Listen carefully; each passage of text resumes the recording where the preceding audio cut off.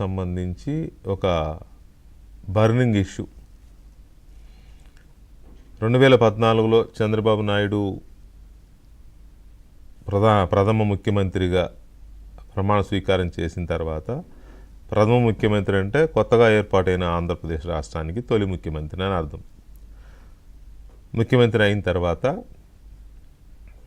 చాలా కసరత్తు తర్వాత అమరావతిని రాష్ట్రానికి 3 ప్రాంతాలకి సెంటర్ పాయింట్గా ఉంటుందని అమరావతిని రాజధానిగా చేయడం, ఆ తర్వాత అక్కడ కొన్ని పనులు ప్రారంభించడం, శాసనసభ, తర్వాత శాసన మండలి, సెక్రటేరియట్, ఇవి ఆల్రెడీ బిల్డింగ్స్ కన్స్ట్రక్ట్ చేశారు. అక్కడ వర్క్ స్టార్ట్ అయిపోయింది, సమావేశాలు కూడా నడుస్తూనే ఉన్నాయి. కాకపోతే ఎమ్మెల్యేలు, ఎంపీలు, మంత్రులు వీళ్ళందరూ అక్కడ ఉండడానికి, ఐఏఎస్లు వీళ్ళందరూ అక్కడ ఉండడానికి అక్కడ వెసులుబాటు లేదు. ఆ క్వార్టర్స్ కూడా కన్స్ట్రక్షన్ స్టార్ట్ చేశారు, రోడ్లు ఇవన్నీ స్టార్ట్ చేశారు. ఆల్మోస్ట్ కొన్ని పనులు 80%, కొన్ని పనులు 70%, కొన్ని పనులు 60%, మిగతా పనులేమో ఇంకా స్టార్ట్ అవ్వాల్సిన స్టేజ్లో ఉన్నాయి. దాదాపు ఒక 30 నుంచి 40 వరకు కేంద్ర ప్రభుత్వ రంగ సంస్థలు అంటే రిజర్వ్ బ్యాంక్ ఆఫ్ ఇండియా కానీ, స్టేట్ బ్యాంక్ ఆఫ్ ఇండియా కానీ, లేకపోతే ఇంకా చాలా దానికి సంబంధించినవి, ఇటువంటివన్నిటికీ భూములు కేటాయించడము, అవి భూములు కొనుగోలు చేయడం, ఇవన్నీ జరిగాయి. సరే, కాలమో కర్మమో ఏం జరిగింది ఎందుకు పక్కన పెడితే, ప్రజలు కోరి తెచ్చుకున్న ఒక ప్రభుత్వం జగన్మోహన్ రెడ్డి రూపంలో వచ్చి రాష్ట్రం నెత్తి మీద కూర్చుంది. 2019 నుంచి 2024 వరకు అమరావతిని బీడు పెట్టింది. ఎక్కడ పనులు అక్కడ ఆగిపోయినాయి.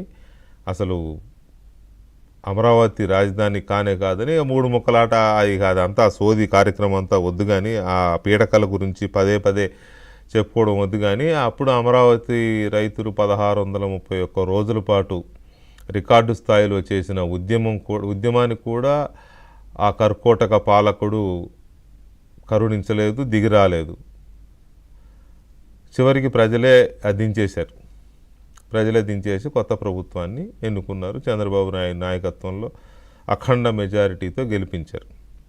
గెలిపించాక అమరావతి రాజధానిలో పనులు స్టార్ట్ చేస్తున్నామన్నారు. స్టార్ట్ చేస్తున్నాం అన్నారు కాదు, చేశారు. మిగతా పనులు ఇవి అని నడుస్తోంది. కాకపోతే ఇక్కడ ఇదేంటంటే ఒక 3-4 విషయాల్లో విమర్శ ఎదుర్కొంటుంది ప్రభుత్వం. ఏంటి ఆ విమర్శలు అంటే, మంగళగిరి మాజీ ఎమ్మెల్యే ఆళ్ల రామకృష్ణారెడ్డితో పాటు రామకృష్ణారెడ్డి తన నియోజకవర్గంలోని 2-3 గ్రామాల రైతులు భూ సమీకరణ కింద భూములు ఇవ్వకుండా అడ్డుపడ్డాడు. దాంతో విజయవాడ గుంటూరు హైవే నుంచి సీడాక్సిస్ రోడ్డుకి వెళ్లాల్సిన సుమారు 6 నుంచి 7 కిలోమీటర్లు అనుకుంటా ఆ రోడ్డు నిర్మాణం ఆగిపోయింది. దాంతో అట్లా చుట్టూ తిరిగి రావాల్సిన పరిస్థితి సెక్రటేరియట్కి ఉంది. ఇటు నుంచేమో కరకట్ట మీదకి వెళ్ళాల్సిన పరిస్థితి వచ్చింది. అది ఒక ఆస్పెక్ట్. దాంతోపాటు మరికొన్ని గ్రామాలు, మంగళగిరి నియోజకవర్గంలో ఉండవల్లి కానీ, నిడమర్రు కానీ, ఈ గ్రామాలతో పాటు మిగతా మండలాల్లో రాయపూడి, వెలగపూడి, మందడం, తుళ్ళూరు ఇలాంటి గ్రామాల్లో కూడా కొంతమంది రైతులు సమీకరణ కింద భూములు ఇవ్వలేదు. భూమి సమీకరణ కింద చంద్రబాబు నాయుడు తలపెట్టిన భూ సమీకరణ కింద భూములు ఇవ్వలేదు. కారణాలు ఏమైనా కావచ్చు, వాళ్ళకి ఇవ్వడం ఇష్టం లేక కావచ్చు, లేకపోతే ప్రభుత్వం ఇస్తానన్న హామీలు నచ్చక కావచ్చు, లేకపోతే ఇంకేదైనా కావచ్చు, భూమి మీద మమకారం కావచ్చు. మొత్తం మీద ఇలా ఒక 1200 ఎకరాలు సమీకరణ కింద రాకపోవడం వల్ల అవి అక్కడక్కడ మధ్యలో ఎట్లా ఉంటుంది, చుట్టూ ఒక భూమి ఉండి మధ్యలో ఒక భూమి ఉంటే ఆ భూమి ఆ భూమి యజమాని బయటికి వెళ్ళడానికి చుట్టూ తనది కాదు, చుట్టూ ఉన్న వాళ్ళు అక్కడికి వెళ్ళడానికి అది వాళ్ళది కాదు. ఈ రకమైన ఇది మంచిది కాదు కూడా. దాంతో కొంత ఇబ్బందులు ఏర్పడ్డాయి. సీడాక్సిస్ రోడ్డు వెళ్ళలేదు. ఈ ప్రభుత్వం రాగానే వాళ్ళు సమీకరణ కింద అడుగుతాము, కన్విన్స్ చేస్తాము, లేకపోతే భూసేకరణ, కేంద్ర ప్రభుత్వం 2013లో తీసుకొచ్చిన భూసేకరణ చట్టం కింద సేకరిస్తాము, సేకరణ చట్టం ప్రయోగిస్తే ఖచ్చితంగా ఇవ్వాల్సిందే రైతులు. సో ఇది చేస్తామని చెప్పారు. ఇప్పుడు దాదాపు ఈ ప్రభుత్వం వచ్చి 16 నెలలు అయింది, అది జరగలేదు. అది జరగకపోవడం వల్ల ఇక ప్రభుత్వానికి మిగిలింది ఆల్రెడీ 3.5 సంవత్సరాలే సుమారుగా. ఎప్పుడు చేస్తారు? అది చేయకపోతే పరిస్థితి ఏంటనేది ఒక ప్రశ్న ఉత్పన్నమవుతుంది. రెండవది, ఇక్కడ అంటే నాకున్న సమాచారం మేరకు ఒక దారుణమైన మరి ఇల్లాజికల్, అంటే ఏమాత్రం సముచితం కాని ఒక పని జరుగుతుంది. అదేంటి అంటే, భూ సమీకరణ కింద భూములు ఇవ్వని 1200 ఎకరాలు రాజధాని ప్రాంతంలో ఉన్నాయి. అవి రైతుల పేరు మీద ఉన్నాయి. ఈ గవర్నమెంట్కి ఇంకా హక్కులు లేవు దాని మీద, అన్లెస్ అది భూ సేకరణ కింద తీసుకుంటే తప్ప. ఆల్రెడీ 33,000 ఎకరాల భూముల్ని రైతులు భూ సమీకరణ కింద ప్రభుత్వానికి ఇచ్చారు. ఇది ఒక ఆస్పెక్ట్. వీళ్ళందరికీ ప్లాట్లు ఇవ్వాలి, ప్రభుత్వం అభివృద్ధి చేసిన ప్లాట్లు ఇవ్వాలి. ఇందులో కొందరికి ఈ భూ సేకరణ చెయ్యని భూముల్లో ఈ 1200 ఎకరాల్లో ప్లాట్లు ఇచ్చారు. అది అర్థం కాల, నాకైతే అర్థం కాల. ఇన్ఫ్యాక్ట్ కరెక్ట్గా ఏం జరిగింది అనేది పెద్దలు చర్చలో చెప్తారు తర్వాత. అంటే ఎవరి భూమిలోనో పట్టాలు ఇచ్చి మీరు వెళ్ళి అక్కడ తీసుకోండి అంటే ఆడు ఎందుకు కూరుకుంటాడు? ఈ బగలు కొడతాడు. ఇది ఎట్లా ఉందంటే ఆకాశంలో పట్టాలు ఇచ్చినట్టే కనపడుతుంది వేరే వాళ్ళ భూమిలో ఇవ్వడం అంటే. అది అర్థం కాని కాదు, అర్థం లేని వ్యవహారం. మరి ఎందుకు అలా ప్రభుత్వం ఇచ్చింది? ఎలాగో భూసేకరణ కింద మనం తీసుకుంటాం కదా అని ముందస్తు దీంతో ఇచ్చిందా, లేకపోతే వేరే ఇంకేమన్నా ఆలోచన? అది చూడాలి, అది క్లారిటీ రావాలి. తర్వాత ఇక కౌలు విషయం. కౌలు జగన్మోహన్ రెడ్డి ఉన్నప్పుడు రైతుల ఉసురు పోసుకున్నాడు. చాలామందికి కౌలు ఇవ్వలేదు. చాలామంది కాదు, అసలు 2 ఏళ్ళ 3 ఏళ్ళ కౌలే ఇవ్వలేదు. కొంతమంది రైతులు చనిపోయారు, కుటుంబాలు అల్లరైపోయినాయి. ఇది రాజధాని కాదు అనేసరికి పెళ్లి సంబంధాలు చెడిపోయినాయి. కొంతమంది అనకూడదు కానీ ఆడపిల్లలు ఇళ్ళకి తిరిగి వచ్చే పరిస్థితి పెళ్ళైన తర్వాత కూడా. ఈ గొడవలు మనకు తెలుసు కదా ఎలా ఉంటాయో. మధ్యతరగతి కుటుంబాల్లో చాలా దయనీయమైన పరిస్థితులు చూస్తాం. అలాంటి కుటుంబాలు చాలా ఉన్నాయి. ప్రత్యేకించి ఇంటి యజమానులు చనిపోయిన కుటుంబాలు ఉన్నాయి. వాళ్ళకి కౌలు ఇచ్చే విషయంలో జగన్మోహన్ రెడ్డి చేసిన దాష్టికం అంతా ఇంత కాదు. సరే, చంద్రబాబు నాయుడు వచ్చిన తర్వాత జగన్మోహన్ రెడ్డి ఆపిన కౌలుని 2 విడతలుగా 3 విడతలుగా ఇచ్చేశారు. ఇంకేదో కొద్దిగా ఉన్నట్టుంది, అది ఇస్తారేమో. కానీ ఇక్కడ దాదాపు ఒక 3,000 మంది రైతుల, సుమారుగా 3,000 మంది రైతుల అకౌంట్లు ఆపరేషన్స్లో లేవు. ఎందుకంటే అప్పుడు జగన్మోహన్ రెడ్డి పెండింగ్ పెట్టడం వల్ల కొన్ని అకౌంట్లు ఇనాపరేటివ్ అయ్యాయి, బ్యాంకింగ్ టర్మ్స్లో ఇనాపరేటెడ్గా అయిపోయినాయి. దాన్ని సిఆర్డీఏ అధికారులు వాటిని క్రమబద్ధీకరించాలి, అంటే మళ్ళీ రెగ్యులరైజ్ చేయాలి, అకౌంట్స్ని రెగ్యులరైజ్ చేసి వాళ్ళకి కౌలు వేయాలి. అది జరగలేదు. కౌలు ఒక మధ్యతరగతి లేదా చిన్నకారు సన్నకారు పేద వర్గాలకు చెందిన రైతులకి ఇస్తానన్న కౌలు ఇవ్వకపోతే వాళ్ళు బతికేదెలా? అది ఒకటి జరగలేదు. తర్వాత సుమారు ఒక 400 నుంచి 500 మంది రైతులు చనిపోయారు, వివిధ కారణాల వల్ల చనిపోయారు.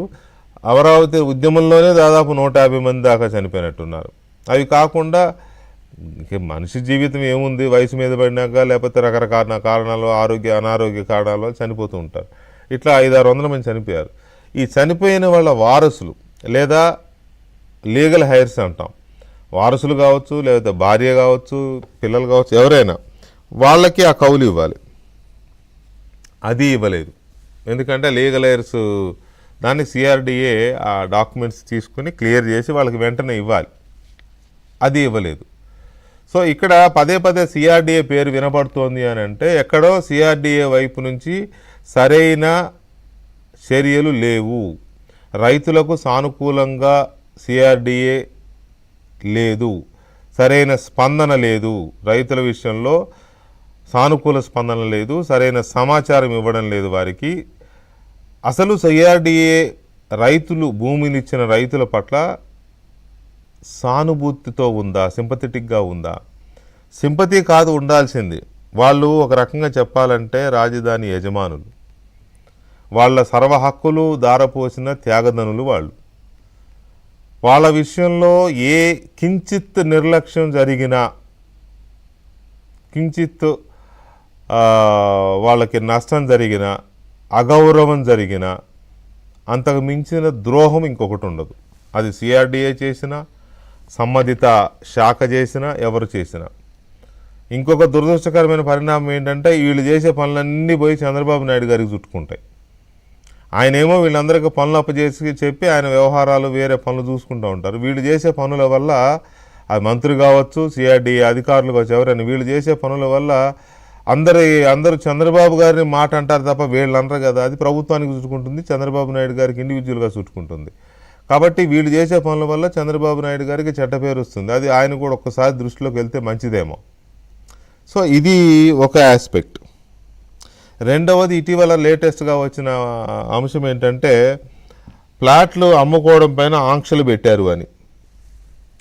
ఏంటంటే సపోజ్ 1000 గజాలు ఏదో వచ్చింది, ఆయన అందులో 200 గజాలు 300 గజాలు అమ్ముకుని కూతురు పెళ్ళో కొడుకు పెళ్ళో ఏదో చేయాలనుకుంటాడు. అలా చేయడానికి వీల్లేదు, అమ్మితే నువ్వు మొత్తం 1000 గజాలు అమ్ముకోగానే అట్లా ముక్కలు చేసి అమ్మడానికి వీల్లేదు లేదా ఆంక్షలు పెట్టారు అని ఈ మధ్య కొంత రైతులు కొంత అలసడి చెందారు, రోడ్డు ఎక్కారు కూడా. అది మంత్రి దగ్గరికి, సిఐడి దగ్గరికి పరిగెత్తారు, కొంత గొడవ జరిగింది. అది ఏంటి, ప్లాట్లు అమ్ముకునే అవకాశం లేకుండా ఆంక్షలు ఎందుకు పెట్టారు, ఒకవేళ అగ్రిమెంట్లోనే ఉందా, మరి దానికి సొల్యూషన్ ఏంటి అనేది ఇంకొక కీలకమైన పరిస్థితి కనబడుతుంది. వీటికి తోడు అభివృద్ధి పనులు కానీ అప్పుడు ఆగిపోయిన పనుల విషయంలో కానీ స్పీడ్గా జరగడం లేదు. ఇంతవరకు ఎమ్మెల్యేల క్వార్టర్లో 70% 80% అయిపోయిందన్నారు. ఈ ప్రభుత్వం వచ్చిన తర్వాత 3 నెలల్లో పూర్తి చేసేస్తాం, ఏముంది ఎమ్మెల్యేలు గృహప్రవేశం చేయొచ్చు అన్నారు. 1.5 ఏళ్ల అయింది. ఇప్పటికీ 3 ఏళ్ళు అంటారా? 3 ఏళ్ళు ఏంటో 3 నెలలు ఏంటో ఎవరికి అర్థం కానీ ఇది పరిస్థితి. నారాయణ గారు ఎందుకు వాయిదాలు పెడుతున్నారు? మున్సిపల్ మంత్రి నారాయణ గారు వాయిదాల మీద వాయిదాలు వెళ్తారు, తిరుగుతారు, ఏదో ఒక డేట్ చెప్తారు, మళ్ళీ 1 నెల ఆగి మళ్ళీ వెళ్తారు, మళ్ళీ డేటు పెరుగుద్ది కానీ తగ్గదు. సో ఇప్పుడంటే వర్షాలు పడుతున్నాయి కాబట్టి పనులు ముందుకెళ్ళవు. కానీ ఎందుకు, ఏంటి పరిస్థితి? ఆగిపోయిన పనులు ముందుకెళ్ళడం లేదు, అభివృద్ధి పనులు కూడా ఆశించిన మేరకు ముందుకెళ్లకుండా మందకొడిగా సాగుతున్నాయి అనే ఒక అభిప్రాయం అయితే వ్యక్తమవుతోంది. అది ఏంటి? ఓవరాల్గా చూస్తే ఏంటంటే రాజధాని ప్రాంత రైతుల్లో ఏదో తెలియని ఒక భయం గూడు కట్టుకుంది. ఎందుకంటే ఈ దఫా చంద్రబాబు నాయుడు గారు ప్రభుత్వం మళ్ళీ ఎలక్షన్ లోపు కనుక అమరావతి పనులన్నీ పూర్తి చేసి ఎక్కడిదక్కడ కంప్లీట్ చేసేసి దాన్ని ఒక రాజధానిగా రూపురేఖలు తీసుకురాకపోతే మళ్ళీ ఏం జరుగుతుందో అనే ఒక భయం రైతుల్లో గూడు కట్టుకుంది. ఒక అభద్రత అమరావతిలో కనబడుతోంది. ఎందుకుంది, ఏంటి?